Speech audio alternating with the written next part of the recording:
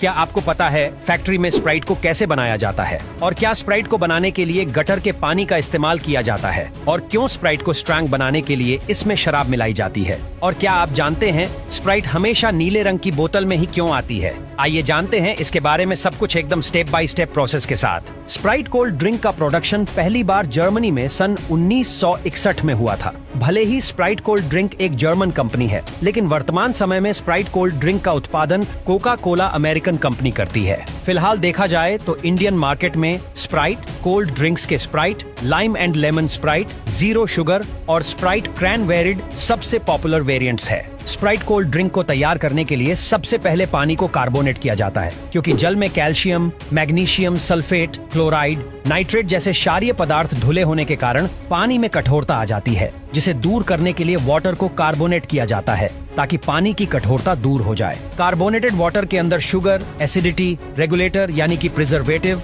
Phosphoric acid, sodium benzoate and special flavour जैसे cherry, अंगूर, cranberry, नारंगी, अदरक, वेनिला अलग अलग फ्लेवर्स डालकर डिफरेंट टाइप के कोल्ड ड्रिंक बनाए जाते हैं। सभी फ्लेवर्स और इंग्रेडिएंट्स को कार्बोनेटेड वाटर में डालने के बाद इसे अच्छी तरह मिक्स्ड करने के लिए हाई स्पीड में चल रहे मिक्सचर मशीन में डाला जाता है, जो इन सारे फ्लेवर्स और इंग्रेडिएंट्स को कार्बोनेटेड वाटर में एक तरीके से मिक्स कर देता है, जैसे पानी में नमक घुल जाता है। अब स्प्राइट को बोतल में भरने के लिए सबसे पहले इस प्रकार की छोटी सी ट्यूब बनाई जाती है, जिसे हाइड्रोलिक एयर मशीन से प्रेशर देकर बोतल का आकार दे दिया जाता है। इसके बाद इन बॉटल्स में स्प्राइट फिलिंग के लिए कन्वेयर बेल्ट की मदद से आगे भेज दिया जाता है। अब इन बोतलों में फिलर मशीन की मदद से स्प्राइट भरा जाता है, तो वहीं दूसरी मशीन बोतलों में कैप लगाकर इसे सील कर देती है। लेकिन इन बोतलों में स्प्राइट भरते समय बॉटल के ढक्कन और लिक्विड के बीच के स्पेस का विशेष ख्याल रखा जाता है, ताकि कूल ड्रिंक के अंदर मौजूद कार्बन डाइऑक्साइड गैस को फैलने की जगह मिल सके। अगर लिक्विड और ढक्कन के बीच स्पेस न रखा जाए